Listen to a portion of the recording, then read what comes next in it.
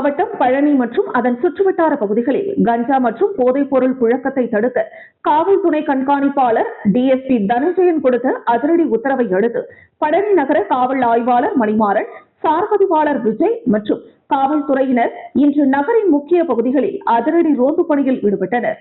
அப்பொழுது காவல்துறையினர் அங்குள்ள ஏபிஏ கல்லூரி அருகே தீவிர சோதனையில் ஈடுபட்டிருந்த போது சந்தேகப்படும்படியாக 3 இளைஞர்கள் நின்று கொண்டிருந்தனர். காவல்துறையினரை கண்டதும் அவர்கள் தப்பிவிட முயன்றதாக தெரிகிறது. உடனடியாக சுதாரித்துக் கொண்ட காவல்துறையினர் வளைத்து பிடித்து தீவிர விசாரணை நடத்தினர். அப்போது அவர்கள் முன்னுக்கு பின் முரணாக உளறியுள்ளனர். இதையடுத்து காவல்துறையினர் நடத்திய அதிரடி சோதனையில் அவர்கள் கஞ்சா விற்பனையில் ஈடுபட்டது அம்பலமானது. அவர்களிடமிருந்து 75 கிராம் கஞ்சா பறிமுதல் செய்யப்பட்டது. கைதானவர்கள் மதுரை அண்ணாநகர் பகுதியை சேர்ந்த கோபிநாத், கோரிப்பாளையம் பகுதியை சேர்ந்த முகமது ரஃபி, பழனி பாலசமுத்திரத்தை சேர்ந்த விகாஸ் ஆகிய 3 பேர் மீதும் பழனி நகர காவல் நிலையத்தில் வழக்கு பதிவு செய்யப்பட்டு அவர்கள் நீதிமன்றத்தில் ஆஜர்படுத்தப்பட்டு சிறையில் அடைக்கப்பட்டுள்ளனர். பழனியில் நடைபெற்ற இந்த அதிரடி கைது சம்பவம் பெரும் பரபரப்பை ஏற்படுத்தியுள்ளது.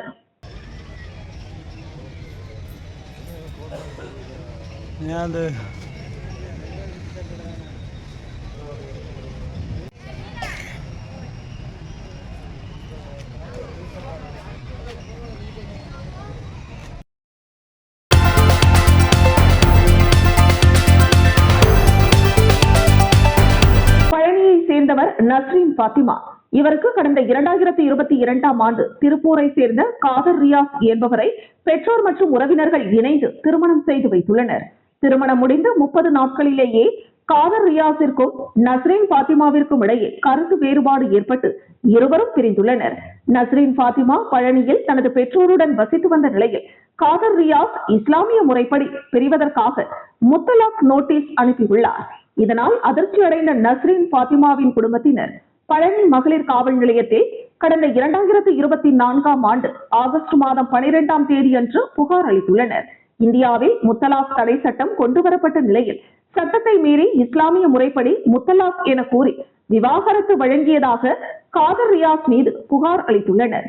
காவல்துறையினர் உரிய நடவடிக்கை எடுக்காத நிலையில் நஸ்ரீன் பாத்திமா பழனி குற்றவியல் நடுவர் நீதிமன்றத்தை நாடியுள்ளார். நீதிமன்றம் விசாரணை செய்து நஸ்ரீன் பாத்திமா அளித்த புகாரின் மீது நடவடிக்கை எடுக்க பழனி மகளிர் காவல் நிலையத்திற்கு உத்தரவிட்டுள்ளது. இந்த நிலையில் திருப்பூரை சேர்ந்த காதர் ரியாஸ் மீது வழக்கு பதிவு செய்யப்பட்டுள்ளது. இஸ்லாமியர்கள் பின்பற்றி வந்த முத்தலாக் என்று சொல்லக்கூடிய விவாகரத்து முறை தடை செய்யப்பட்டுள்ள நிலையில் தமிழ்நாட்டில் பழனியை சேர்ந்த இஸ்லாமிய பெண் அளித்த புகாரின் பேரில் முதலாக பழனி மகளிர் காவல் நிலையத்தில் வழக்கு பதிவு செய்யப்பட்டுள்ளது குறிப்பிடத்தக்கது. மேலும் தன்னை ஏமாற்றிய காதர் ரியாஸ் மீது கைது நடவடிக்கை எடுக்க வேண்டும் என பாதிக்கப்பட்ட பாத்திமா கோரிக்கை விடுத்துள்ளார். என் பேர் நஸ்ரீன் பாத்திமா. என்னை திருப்பூர் சேர்ந்த காதர் ரியாஸ் அப்படிங்கிறவங்களுக்கு கல்யாணம் பண்ணி கொடுத்தாங்க. மேரேஜ் பண்ணி 30 நாளில் என்னை வீட்டில் கொண்டு வந்து விட்டுட்டு முத்தலாக்கில் நோட்டீஸ் அனுப்பிட்டாங்க. அவங்க அனுப்பினதுக்கப்புறம் நான் பல தடவை போலீஸ் ஸ்டேஷன் எல்லா பக்கமும் நீதி கேட்டு கம்ப்ளைண்ட் பண்ணிகிட்டே இருந்தேன். அதுக்கப்புறம் ஜேஎம்மில் கம்ப்ளைண்ட் பண்ணி எனக்கு எஃப்ஐஆர் போடுறதுக்கு ஆர்டர் கொடுத்தாங்க. எஃப்ஐஆர் போட்டாலும் அவங்கள கைது பண்ண முடியாது அப்படிங்கிற மாதிரி சொல்லிட்டாங்க.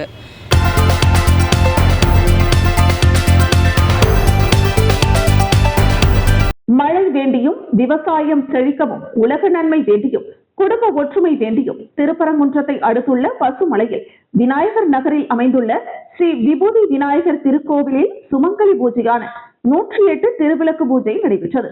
இவ்விழாவில் 108 பெண்கள் திருவிளக்கு பூஜையில் கலந்து கொண்டு 108 காயத்ரி மந்திரம் சொல்லி மகாலட்சுமி அஷ்டோத்திர மந்திரம் சொல்லி திருவிளக்கு பூஜை செய்தனர். அதன் பின்பு ஸ்ரீ விபூதி விநாயகருக்கு வெள்ளி கவசம் சாத்தப்பட்டு சிறப்பு பூஜை செய்யப்பட்டது. விழாவிற்கான ஏற்பாடுகளை கோவில் நிர்வாகத்தின் சார்பில் சிறப்பாக செய்திருந்தனர். ஓம் திருவுடை அம்மையே போற்றி, ஓம் திருவுடை அம்மையே போற்றி, ஓம் திசையெல்லாம் புரண்டாய் போற்றி, ஓம் திசையெல்லாம் புரண்டாய் போற்றி, ஓம் திரிபுர சுந்தரியே போற்றி, ஓம் திரிபுர சுந்தரியே போற்றி, ஓம்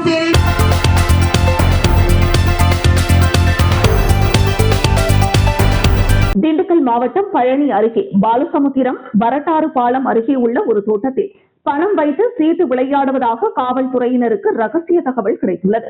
இந்த நிலையில் ஆய்வாளர் பாஸ்கரன் ரவிச்சந்திரன் தலைமையிலான துணை உதவி ஆய்வாளர் சிவகுமார் குணசேகரன் அவ்விடத்திற்கு சென்ற பொழுது செந்தில்குமார், நாகராஜ், ஆனந்தராஜ், குமார், முத்துராமன், பாண்டி மற்றும் ஆறுமுகம் என 7 நபர்கள் சீட்டு விளையாடிக் கொண்டிருந்தனர்.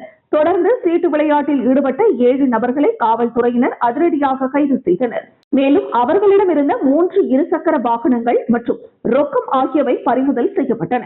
முன்னதாக இவர்கள் நீதிமன்ற விசாரணைக்கு உட்படுத்தப்பட்டு சிறையில் அடைக்கப்பட்டனர்.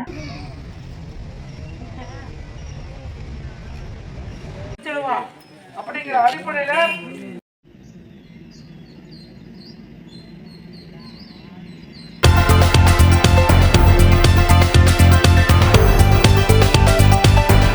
காஞ்சிபுரம் மாவட்டம் வாலாஜாபாத் ரவுண்டானா அருகில் சுலந்தா காம்ப்ளெக்ஸ் இடத்தில் 300 நாற்காலிகள் கொண்ட அரங்கம், 200 நாற்காலிகள் கொண்ட உணவு கூடம் மற்றும் நிச்சயதார்த்தம், பிறந்தநாள் விழா, மீட்டிங், காதணி விழா உள்ளிட்ட அனைத்து சுப நிகழ்ச்சிகளும் ஜெனரேட்டர் மற்றும் கார் பார்க்கிங் உள்ளிட்ட அதிநவீன வசதியுடன் கொண்ட பிரம்மாண்டமான ஸ்ரீ யாலி கோல்டன் பேலஸ் திறப்பு விழா ஏபிஜே மருத்துவமனை நிர்வாக இயக்குனர் டாக்டர் அருண் பிரசாத், டாக்டர் ஜெயஸ்ரீ அருண் பிரசாத் தலைமையில் நடைபெற்றது. சிறப்பு அழைப்பாளர்களாக காஞ்சிபுரம் சட்டமன்ற உறுப்பினர் ரஞ்சித் குமார், உத்தரமேரூர் சட்டமன்ற உறுப்பினர் முனிரத்னம் மற்றும் பிக் பாஸ் திவ்யா கணேஷ் ஆகியோர் கலந்து கொண்டு ரிப்பன் வெட்டி குத்துவிளக்கேற்றி துவக்கி வைத்தனர்.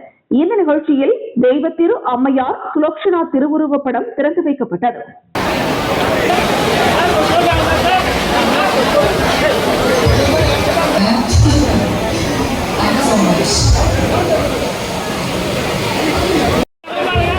டாக்டர் அருண் பிரசாத் அவர்கள் தற்போது அவருடைய அன்னையினுடைய திருவுருவத்தை திறந்து வைக்கிறார்கள். எல்லாரும் ஒரு நல்ல கடவுளை முழங்க.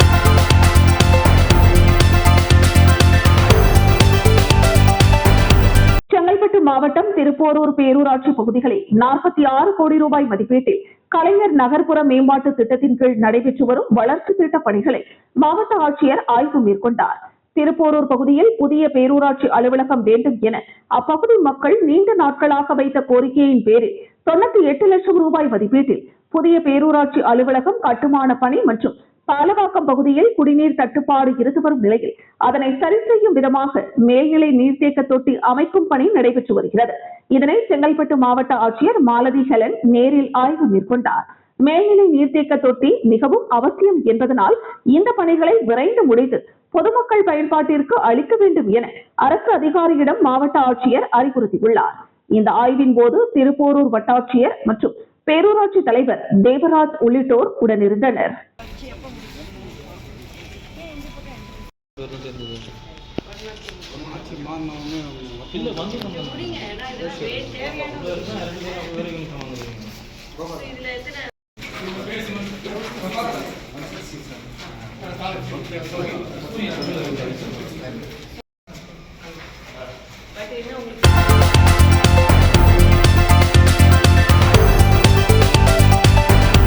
நடந்து முடிந்த சட்டமன்ற பொது தேர்தலில் தவிக தலைவர் ஜோசப் விஜய் தலைமையிலான ஆட்சி பொறுப்பேற்றது.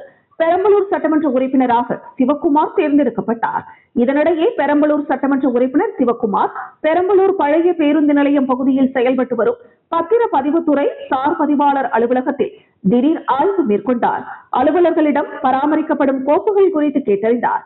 சார் பதிவாளர் அலுவலர் 2 அலுவலகத்திற்கு பொறுப்பு அலுவலராக செயல்படுவதால் பணிகள் பாதிக்கப்படுவதால் அலுவலர் பணி குறித்து விரைந்து நடவடிக்கை மேற்கொள்ளப்படும் என தெரிவித்தார்.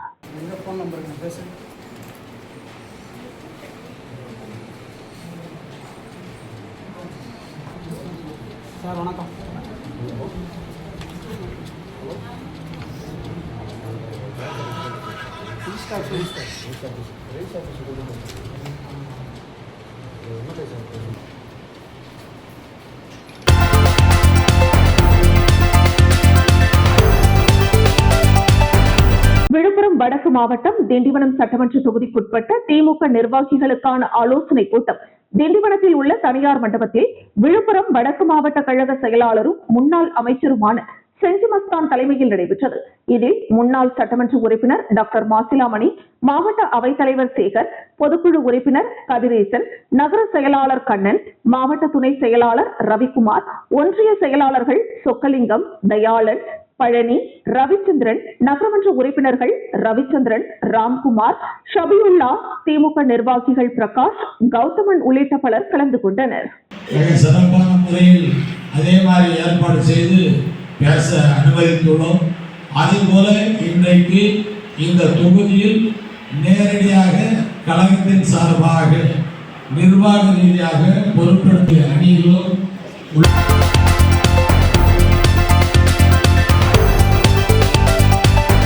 தமிழகத்தில் நடைபெற்ற சட்டமன்ற தேர்தலில் அதிமுக பொதுச் செயலாளர் எடப்பாடி பழனிசாமி தலைமையில் பாரதிய ஜனதா கட்சி, அதிமுக இன்னும் எண்ணற்ற கட்சிகள் தேர்தலில் போட்டியிட்ட நிலையில் அதிமுக 3ஆம் இடத்திற்கு சென்றதால் கட்சியினை ஒருங்கிணைக்க வேண்டும் என்று குறிப்பிட்ட சி.வி. சண்முகம் தலைமையில் 26 சட்டமன்ற உறுப்பினர்கள் அதிமுகவிலிருந்து நீக்கப்பட்டனர்.